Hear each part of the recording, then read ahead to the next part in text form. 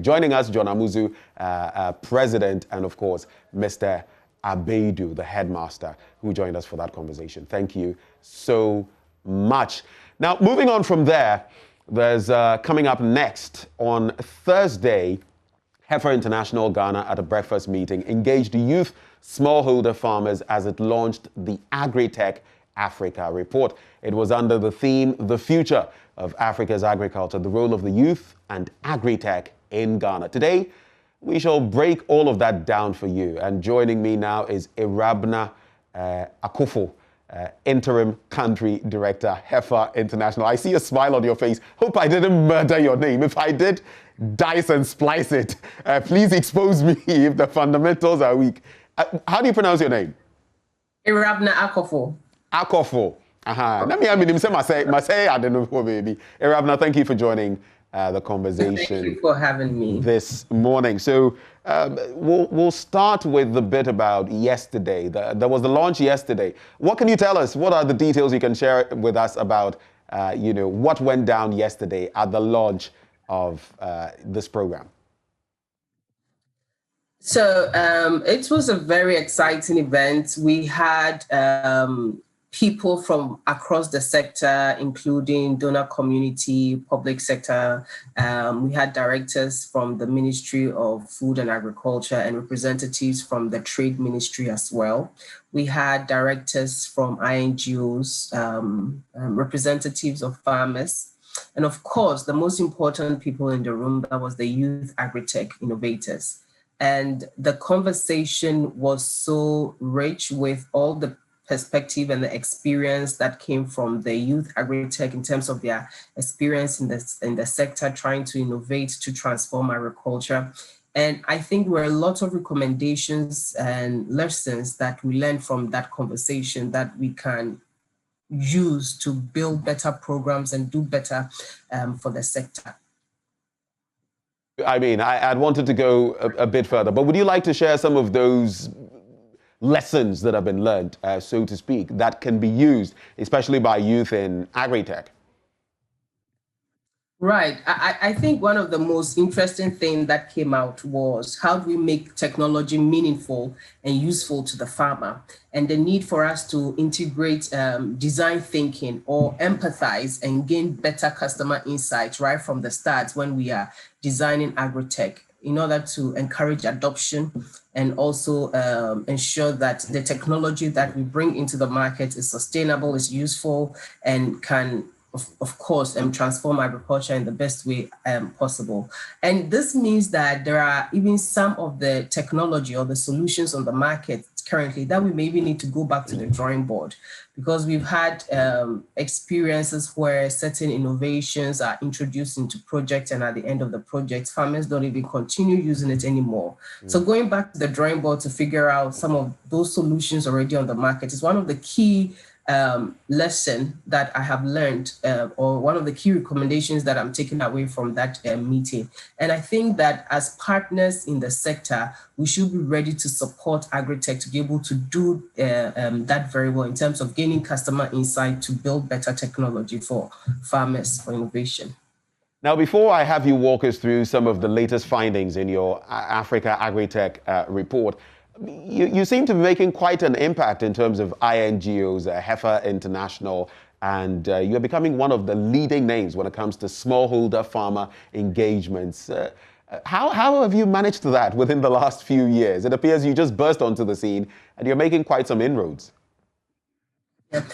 So Heifer has been in the country since the 1980s, and our projects have been focused on farmer productivity, educating communities on gender justice and women's rights. We've also facilitated farmer-owned agribusinesses and also inclusion financial systems for the rural poor. I think our work have mainly in the past been focused at the community level, working with local governments, institutions, and community leaders to look at strengthening social capital and of course, improving productivity. But over the next 10 years, I will say that we are looking into the future with new thinking.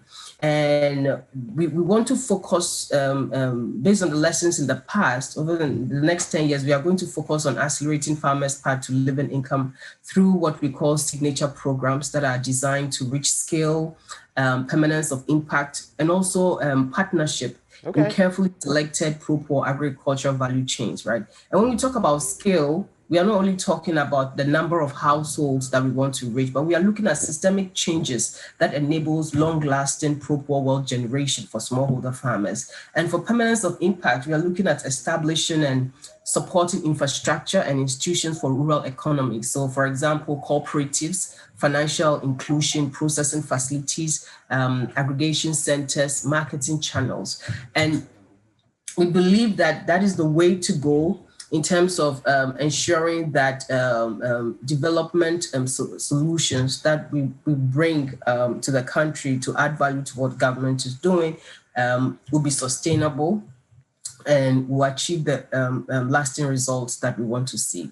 Okay, now you're talking about those results. Let's talk about your latest Agritech report. What does it reveal on the continent of Africa, and to localize it further, especially here in Ghana? What are the salient takeaways?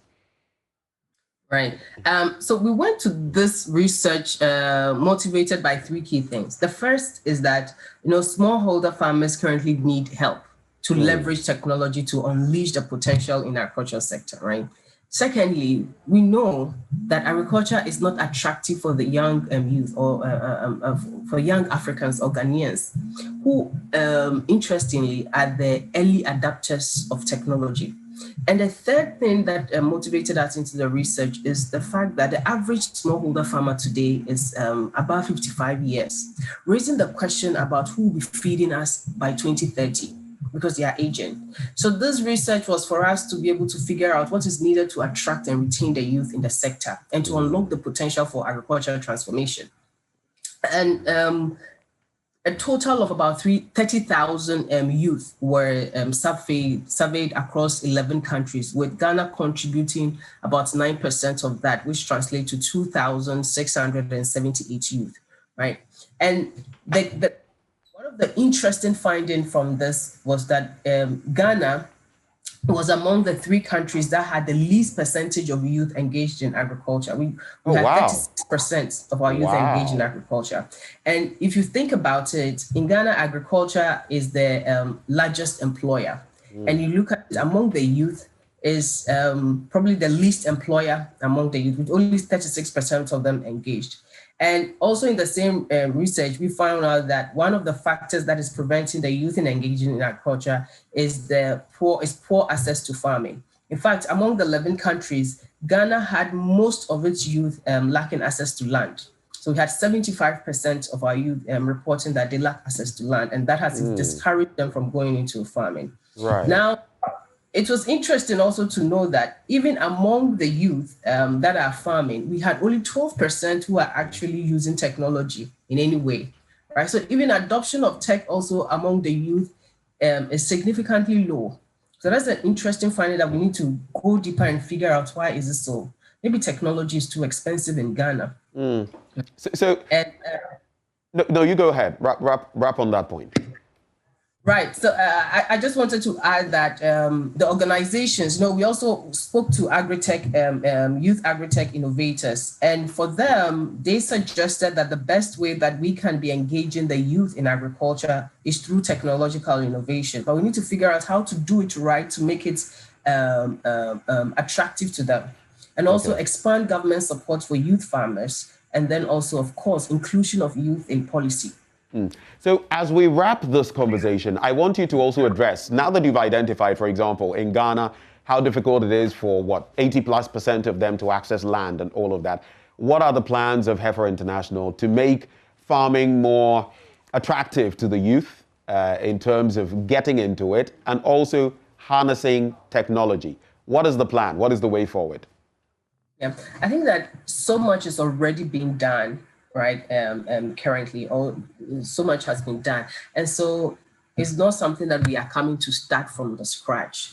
I think it's about figuring out the right partnerships with government and understanding what government is doing and how we can add value to what government is doing.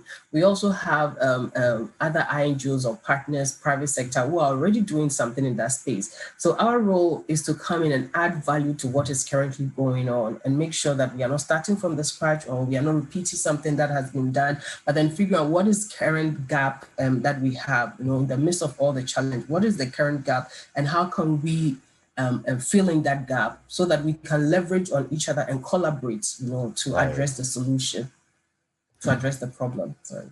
So apart from that, you've launched this latest, program when it comes to Heifer International. What can we expect moving forward? So in the next few, maybe couple of weeks, few months, one of the things that we'll be launching is the Agritech competition, which is actually focused on bringing, getting the youth to apply. It's a competition actually to get youth innovators to demonstrate some innovation and technology that they have already developed or are developing, trying to support the youth that are in this space to make sure that they get the support to be able to, those that are doing well, to support the market, those that are in the design stage, to support them and give them the training and the mentorship to also move from design concept to market. And that competition and initiative.